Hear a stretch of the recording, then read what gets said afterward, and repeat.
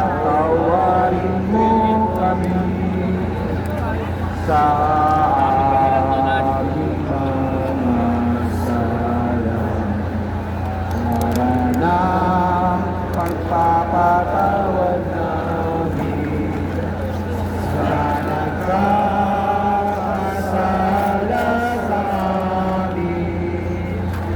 At huwag mo kami ipaitulog sa tukso at iadya mo kami sa lahat ng masama.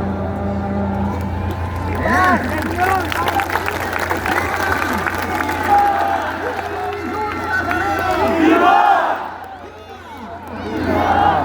Kailangan po nakadaan po ng maayos, samahan na po.